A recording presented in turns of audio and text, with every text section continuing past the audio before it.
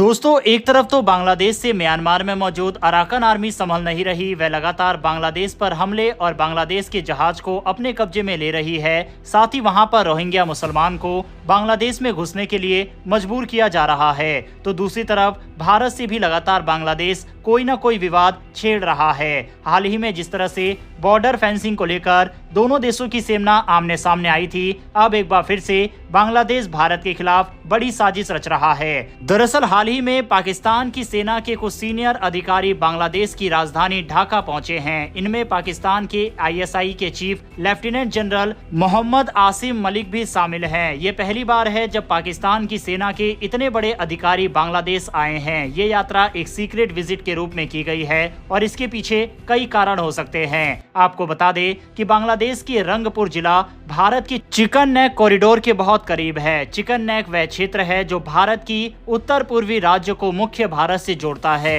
रंगपुर और chicken neck के बीच की दूरी केवल 130 किलोमीटर है। ये दूरी बहुत कम है और यही कारण है कि इस क्षेत्र में पाकिस्तान की सेना की मौजूदगी भारत के लिए चिंता का विषय बन सकती है। बांग्लादेश के अंदर से कई बार ऐसी आवाजें उठी है और भारत को ऐसी धमकी भी दी गई है कि भारत के चिकन नेक कॉरिडोर पर कब्जा करके भारत के जो नॉर्थ ईस्ट के 7 राज्य हैं उस पर हम कब्जा कर लेंगे। ऐसी कई धमकी पिछले दिनों वहां से सामने आई थी। हालांकि भारत को युद्ध से खतरा नहीं है, बल्कि पाकिस्तान के आतंकी संगठन और जिस तरह से आतंकियों को पनाह पाकिस्तान देता है, यही काम अगर बांग्लादेश करना शुरू कर देता है तो भारत के लिए ये मुसीबत हो सकती है। और इसी समस्या की हम बात कर रहे हैं, क्योंकि डायरेक्ट युद्ध में तो न पाकिस्तान और न ही बांग्लादेश की बस की है भारत से युद्ध लड़ने की। पिछले हफ्ते बांग्लादेशी सेना के सीनियर अधिकारी पाकिस्तान गए थे।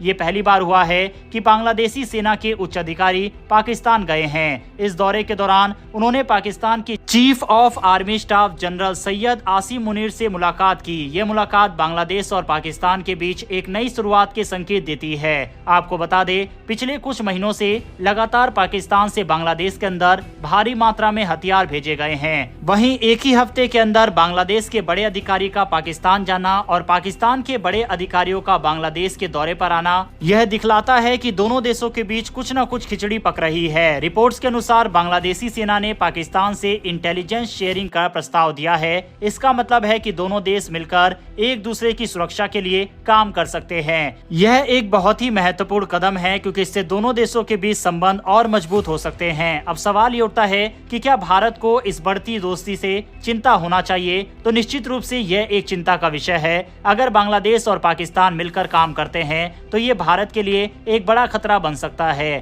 खासकर तब जब हम देखते हैं कि बांग्लादेश में हिंदू जनसंख्या लगातार कम होती जा रही है और वहां की राजनीति भी बदल रही है। कुछ एक्सपर्ट्स का मानना है कि भारत को बांग्लादेश के साथ अपने संबंधों पर फिर से विचार करना चाहिए। कुछ लोग ये भी सुझाव दे रहे हैं कि भारत को बांग्लादेश के कुछ हिस्सों को अपने में शामिल करने पर विचार करना चाहिए, खासकर उन क्षेत्रों को जहां हिंदू जनसंख्या अधिक है, जैसे कि रंगपुर, खुलना और सिलहट। अगर भारत इन क्षेत्रों को अपने में शामिल करता है तो ये भारत के लिए एक रणनीतिक लाभ हो सकता है। अब सवाल यह है कि क्या ये एक सही कदम होगा? कुछ लोग इसे एक बहुत ही प्रोवोकेटिव स्टेप मानते हैं, लेकिन अगर हम पिछले कुछ महीनों की गतिविधियों पर नजर डालें तो बांग्लादेश की तरफ से भी कई ऐसे कदम उठाए गए हैं जो कि भारत के लिए चिंता का विषय बन सकते हैं। भारत ने ऑलरेडी इस एरिया में सेना की भारी डिप्लॉयमेंट करना शुरू कर दिया है और किसी भी संभावित खतरे पर जवाबी कार्रवाई करने के लिए सेना को आदेश भी दिया गया है। ये डेवलपमेंट तभी कर दी गई थी जब तुर्की के ड्रोन को बांग्लादेश ने भारत की सीमा के नजदीक उड़ाया था।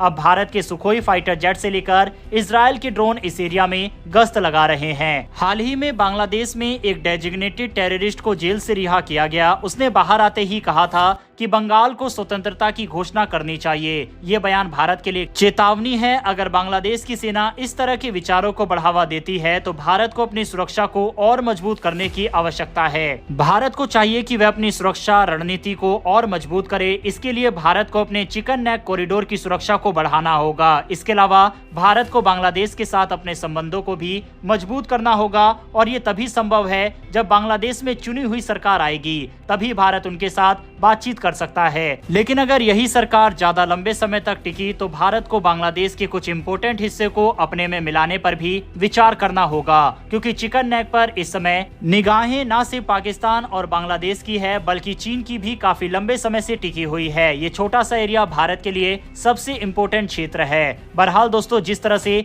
बांग्लादेश और पाकिस्तान के बीच में साठगांठ हो रही है, क्या भारत को बांग्लादेश के ऊपर लिमिटेड स्केल में कार्रवाई करते हुए कुछ क्षेत्र को अपने कब्जे में लेना चाहिए, या फिर ये इस पूरे रीजन में तनाव को और ज्यादा बढ़ाने के साथ ही भारत की अर्थव्यवस्था पर बड़ा चोट होगा, इसीलिए भारत को ऐसा कदम नहीं उठाना चाहिए। इस पर आपकी क्या राय है, कमेंट बॉक्स में लिखकर जरूर बताइएगा। इन्फॉर्मेशन और वीडियो पसंद आई हो तो वीडियो को लाइक करके हमारी आने वाली डेली ऐसी वीडियो के लिए चैनल को सब्सक्राइब कर बेल नोटिफिकेशन अवश्य दबा लें। फिर मिलेंगे ऐसी एक नई वीडियो के साथ। धन्यवाद। जय हिंद।